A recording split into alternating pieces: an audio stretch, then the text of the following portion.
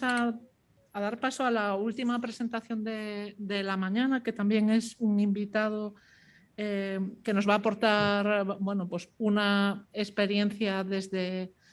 la gestión. Es Francisco Javier Ezquerra Boticario, que es coordinador de servicios de la Dirección General de Patrimonio Natural y Política Forestal de la Junta de Castilla y León.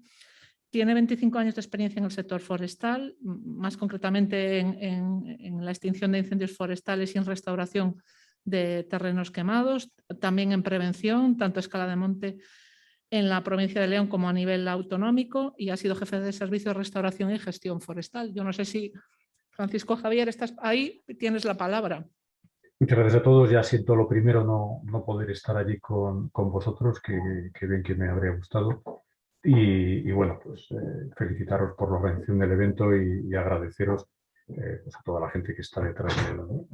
del proyecto EPIRI desde el principio. Ahora que estamos un poco en el final, pues nos acordamos de cuando empezamos a dar vueltas a esto, pues con Alfonso Saiz de Traxa, con Álvaro Carrillo, con Mabel. Y bueno, pues felicitaros por el desarrollo del proyecto, que yo creo que ha sido bastante interesante y bastante útil, que es lo que muchas veces demandamos de este tipo de proyectos desde el punto de vista de la gestión. Y en ese sentido, pues yo quería centrar un poco mi presentación, más que entrar en detalles de actuaciones técnicas que más o menos ya hemos visto ejemplos de las compañeras anteriores o del propio Eduardo, sino un poco desde el punto de vista de la utilidad, efectos prácticos que pueden suponer o que ya están suponiendo los logros alcanzados con el propio proyecto. Bueno, simplemente lo que plantear es un poco una aproximación muy sucinta a nuestra problemática en Castilla y León, a la problemática de la recuperación tras incendio, y poner como ejemplo de aplicación de las cuestiones relacionadas con el proyecto el plan de restauración del último gran incendio que hemos tenido, por desgracia, el año pasado, el de la Sierra de Paraneras, Otalvo o Navalacruz, en la Sierra de Ávila, en agosto del año pasado. Esto simplemente, como hay gente más del ámbito internacional que puede no conocer el detalle, pues Castilla y León es la región autónoma más grande de España y una de las mayores de Europa, con casi 5 millones de hectáreas de superficie forestal, con un gran porcentaje, casi el 70% de área protegida por la Red Natura 2000, y con algo que también es muy relevante, que es el carácter de monte de utilidad pública de casi el 40% de la superficie forestal. En estos montes de utilidad pública, que es lo que aparece en el mapita de abajo a la derecha, sombreado en verde, hay las capacidades de la Administración Forestal Autonómica para desarrollar acciones directas y para tutelar la gestión de los montes, pues son muy elevadas, y tenemos una gran facilidad y unos equipos técnicos pues, de bastante experiencia para intervenir directamente. Dentro de todo lo que podemos considerar la restauración tras incendios, pues hay una serie de elementos que nos planteamos siempre a la hora de cualquier restauración. Primero, si es necesario intervenir, si es conveniente, tanto desde el punto de vista ecológico como social o económico, el régimen de propiedad o de gestión de las zonas, si estamos hablando de montes de utilidad pública, de otro tipo de montes públicos, de otro tipo de montes, si estamos hablando de áreas protegidas o no. Dos riesgos inherentes e inmediatos a la ocurrencia del incendio que nos planteamos también siempre, que es el riesgo de plagas asociadas a la ocurrencia del incendio, para lo que normalmente habilitamos una serie de regulaciones de órdenes de extracción de madera de coníferas urgentes y específicas, y luego el riesgo también obviamente de erosión en un sentido amplio, de las consecuencias en los cauces, en el abastecimiento de agua potable, en posibles derrumbamientos, corrimiento de tierra, etc. Una de las cuestiones más relevantes cuando hay madera comercial, que normalmente suele ser de coníferas y normalmente tiene un riesgo importante, sobre todo por el nemátodo y otras plagas, pues es planificar la posibilidad de extracción comercial, de extracción que no suponga un nuevo coste al erario público, sino que por lo menos pues pueda autofinanciarse. Y evaluar muy pronto pues, las posibilidades también de regeneración directa y natural de la autosucesión de la vegetación, y de si realmente es necesario o es imprescindible o es bueno intervenir con una repoblación o con una ayuda a la regeneración artificial. Aquí es fundamental y cada vez más, y el caso de Ávila ha sido un ejemplo nuevamente en ello, más intenso, la necesaria colaboración entre todas las administraciones. Fundamentalmente en este caso con las administraciones competentes en la gestión del agua, porque al final cuando tienes un gran incendio, la afección a los cauces es tremenda, tanto desde el punto de vista ecológico, desde el punto de vista de posibles riesgos de inundaciones aguas abajo, como desde el punto de vista de la afección al abastecimiento, bien sea para consumo humano en primer lugar, para regadío, para otros usos, etc. Entonces es fundamental una colaboración entre las distintas administraciones y en concreto con las competentes en el agua, con los organismos de cuenca. Un índice más o menos tentativo de lo que podrían ser nuestros planes de restauración es algo que normalmente venimos haciendo, pero hasta ahora tampoco hemos cristalizado habitualmente en un único documento, y ahora sí, en el caso de Ávila sí que estamos trabajando, estamos ya rematando un plan de restauración global de la zona, donde no solo se recogen las medidas de nuestra consejería, sino también pues, las de otras administraciones involucradas en el tema, como pueden ser las que hemos comentado relacionadas con el agua, ¿no? Pues obviamente pues hay que analizar el territorio, su estatus legal, su estatus natural, en qué condición estaba antes del fuego, qué usos se están practicando en la zona, qué usos se pueden fomentar, o es importante tener en cuenta que las medidas que tomemos con posterioridad al incendio pueden afectar. Por ejemplo, aquí en el caso de Ávila pues hemos hecho una afección enorme a la actividad ganadera a un nivel provincial. Cuando se queman 20.000 hectáreas de uso ganadero, pues estás afectando a miles de unidades de cabezas de ganado y a cientos de explotaciones ganaderas. Entonces la afección socioeconómica es enorme. Entonces, por ejemplo, pues hemos hecho una adaptación específica de la instrucción que tenemos para establecer los acotados y las zonas de exclusión de pastoreo después de los incendios. Un incendio como este, pues de origen totalmente accidental, como fue, y de una zona evidentemente ganadera. Luego, pues, analizar obviamente los efectos que produce el fuego, no solo en la vegetación, directos e indirectos, sino también en el suelo y en el agua. En los hábitats, en las figuras de producción, en las infraestructuras, que muchas veces también de diverso tipo se ven afectadas, y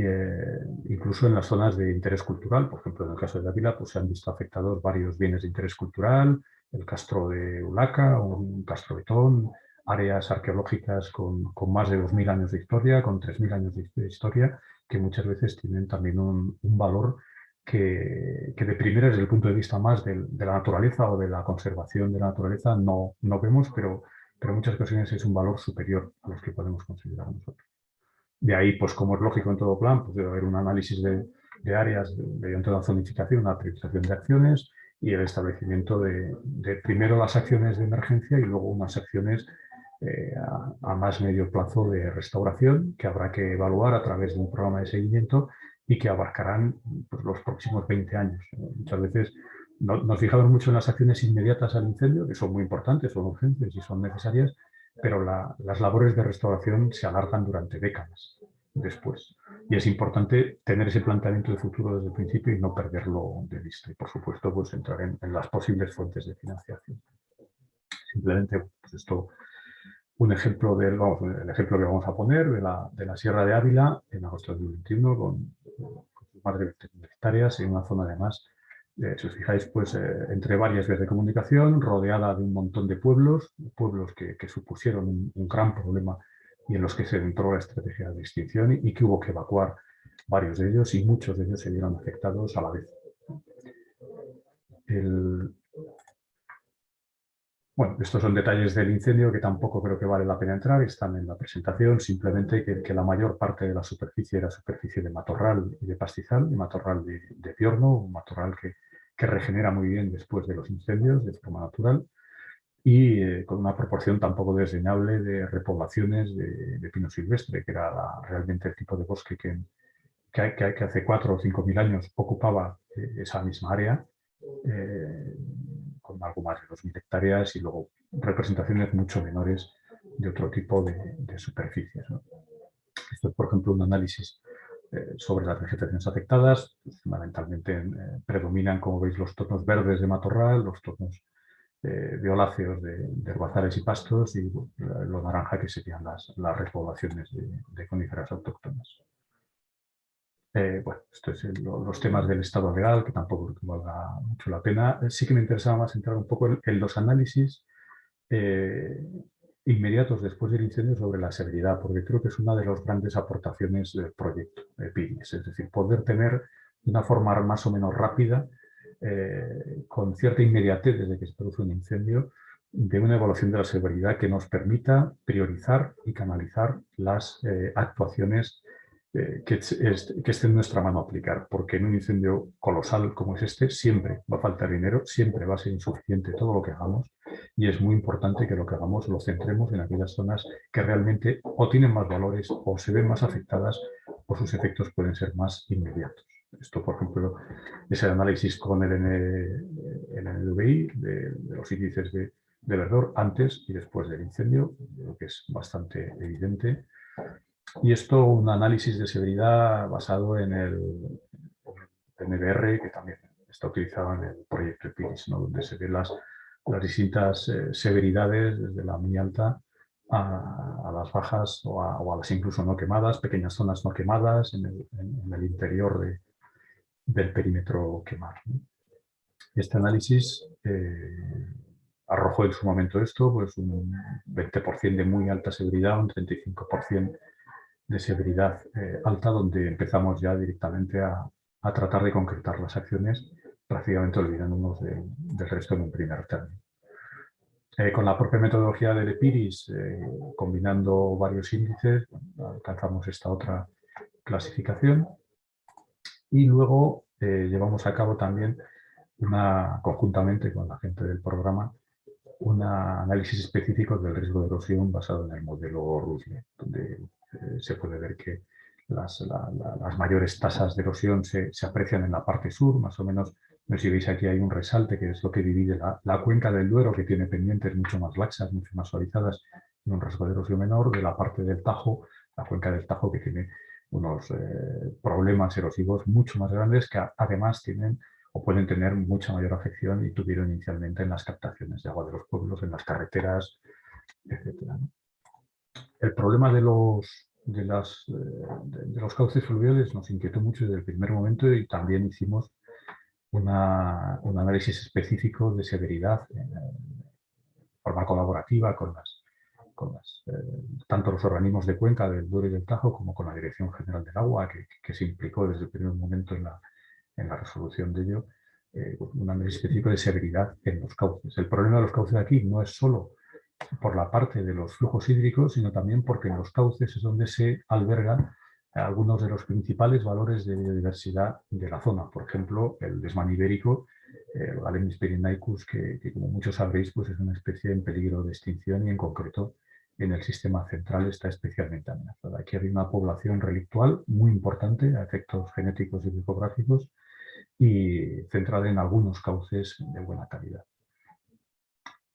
Aquí es otro análisis que llevamos a cabo sobre los niveles que esperábamos de autorrecuperación de la vegetación en función del tipo de vegetación y del potencial de regeneración que tenía, donde pues la mayor parte del área, como veis en verde, pues tendría una buena capacidad de autorregeneración, pero pues, las zonas plantadas todavía eran jóvenes y su capacidad de regeneración pues era baja o nula. Esto es otro análisis también, volvemos a hacer más específico y detallado para las zonas de mayores niveles erosivos. El análisis que llevamos a cabo sobre las áreas con valores más relevantes, sobre todo en el caso, que es lo que veis a la derecha, del desmán ibérico. Hay dos análisis hechos, uno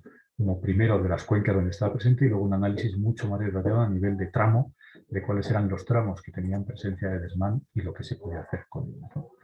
Combinando todo esto, pues establecimos una priorización de acciones, combinando tanto la parte de erosión como la parte de posibilidad de regeneración, como la parte de figuras de protección, y llegamos a un mapa de vulnerabilidad donde íbamos a priorizar las acciones. Esto, simplemente para que tengáis un poco un referente, esto no es de este incendio, es de un incendio de hace unos muy poquitos años, del 2017, en La Cabrera, en León. Bueno, pues es algo parecido a esto que estamos haciendo de una forma mucho más tecnificada, pero como lo hacíamos hace muy pocos años, pues pintando con unos rotuladores en un mapa. Obviamente ahora, gracias al proyecto PIRIS y a proyectos como estos, pues vamos disponiendo de herramientas que nos permiten hacer esto de una forma mucho más objetiva, mucho más profesional y de mucho mayor calidad, ¿no? Ahora ya vamos un poquito ajustados de tiempo. Bueno, para quien quiera ver en la presentación hay un resumen de las principales medidas de emergencia que se han puesto y algunas imágenes. La parte de texto la voy a pasar muy rápido y simplemente que veáis el tipo de cuestiones que estamos haciendo. Son un poco los mismos estándares de acciones que se están llevando a cabo en otros sitios, tanto de contención de erosión en los cauces, contención de erosión en las laderas, extracción de madera quemada, astillado y acolchado de los terrenos, tanto con paja como con la propia astilla de la vegetación remanente, tanto con paja aérea como helitransportada, y luego pues la repoblación artificial de las zonas que no tengan posibilidad de recuperación, ¿no? Bueno, esto lo podéis ver luego en la presentación. Aquí no quería extenderme mucho y bueno, simplemente pues unas imágenes un poco del incendio. Esta zona ya está extraída la madera, que este es un caso donde sí que era rentable extraerlo, aquí ya se había empezado a extraer. Aquí bueno, un ejemplo de los daños de los arroyos y de los arrastres de la vegetación que pueden provocar inundaciones, fácilmente aguas abajo, destrozos. Aquí ya se está trabajando, esto es una actuación de la Confederación Hidrográfica del Duero, en el estaquillado, en la limpieza por una parte de vegetación quemada y estaquillado con sauces en los bordes. Y esto es un ejemplo de lo que os decía. En estas áreas, muchas veces en los cauces, que representan una superficie muy pequeña, realmente es donde se atesoran gran parte de los valores y donde se mantiene gran parte de la vegetación arbórea de especies que han sido excluidas del área después de 2000 años de incendios continuos. Esto es una zona castigada desde los tiempos de los betones que tienen ahí el Castro. Pues ya los análisis paleobotánicos nos ponen en manifiesto que había una enorme actividad de quemas para generar ámbitos abiertos, quemar los bosques, los pinares en concreto, para generar ámbitos abiertos donde pudieran pastar los ganados. Eso ha hecho que las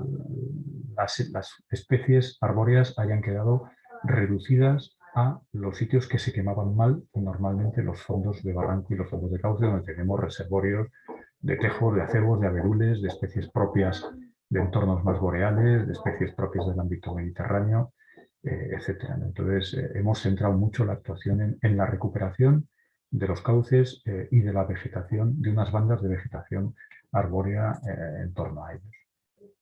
Bueno, estos son casos de las fajinas, que inmediatamente se ve cómo empiezan a retener suelo, bueno, diversos tipos de trabajo. Esto es un sevillado, por ejemplo, que hicimos inmediatamente, en una zona que sí que podía regenerar con sevilla de pinaster en esa zona. Bueno, estos son ejemplos simplemente por ilustrar, pero bueno, yo creo que ejemplos de otros casos, de las albarradas, yo creo que esto habéis visto todos y simplemente es pues porque no fuera todo texto, ¿no? Esto es el ejemplo de biorrollos, por ejemplo, que también hemos probado. Parece que con éxito. Todavía hay que contrastar un poco las fajas de tierra, pues, el tema de los helicópteros y el helimulching, la madera quemada, el astillado in situ, de otras actuaciones, bueno, puntos de agua, etc. Aquí no me quiero extender más. Y bueno, yo creo que más o menos me ajustaba al tiempo previsto. Sí que insisto por dejar un mensaje. Quería destacar y agradecer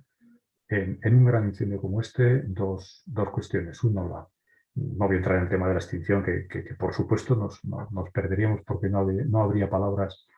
ni tiempo para agradecer a todos los intervinientes, pero una vez que el incendio se apaga, es fundamental dos cuestiones. Uno, pues, primero, tener una estructura permanente que pueda ocuparse de estas cosas, que es como la que en este caso nosotros tenemos, pero siempre se puede mejorar.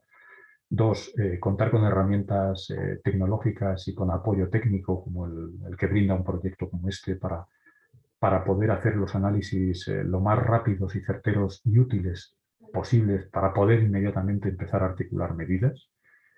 correctoras y de restauración. Y el tercer punto, la necesaria colaboración entre administraciones aquí para que os hagáis una idea, pues yo creo que antes de una semana de declararse extinguido el incendio, ya tuvimos una reunión in situ, pisando el terreno, con presencia del subdirector del Ministerio, de Guillermo, del subdirector de Biodiversidad, del subdirector de la Dirección General del Agua, de los comisarios o los directores de las dos confederaciones hidrográficas implicadas, la Diputación, los alcaldes. Quiero decir, esas cosas son fundamentales, es fundamental hacerlo cuanto antes y sobre todo las administraciones que más pueden tener que ver o que más pueden aportar en los trabajos luego de reforestación o de restauración en general. Es fundamental que tengan una buena coordinación desde el principio, ¿no? Como así ha sido y está siendo en este caso de una forma, yo creo que bastante ejemplar. Al margen ya de que luego pues unos aporte una cantidad, otra,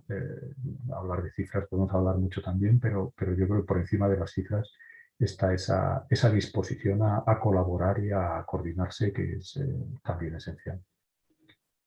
Y por mi Nada, parte nada más. Yo creo que Javier, más o menos me ajustaba al tiempo, ¿no? sí, sí, sí. Yo te agradezco tu participación y la presentación que nos has hecho. Pues también para hacer ver que yo creo que es importante la complejidad que tiene la gestión, la toma de decisiones, todos los aspectos que has mencionado. Cuando es un incendio tan grande que tiene muchas, digamos, tiene muchas aristas, la parte de la agricultura, la forestal, la conservación de especies. Entonces es un tema muy complicado. En el mundo en el que vivimos, pues bueno, pues el Estado, el hacer también poner en valor el trabajo de los gestores públicos, yo creo que es importante, del trabajo de la administración, y yo creo que, bueno, pues esta capacidad que podemos tener a través de proyectos demostrativos de unir un poco la parte más técnica y científica con la de la gestión. Yo creo que es la manera en la que todos podemos aprender y encontrar la solución a los problemas, que tampoco nunca va a haber una solución mágica. Los incendios son parte de, bueno, forman parte de, en estos ecosistemas mediterráneos, en el ámbito en el que vivimos, van a seguir formando parte de nuestra realidad. Y entonces ir aprendiendo de las experiencias, yo creo que todos aprendemos del trabajo en conjunto. Así que te agradezco mucho tu disponibilidad y tu presentación.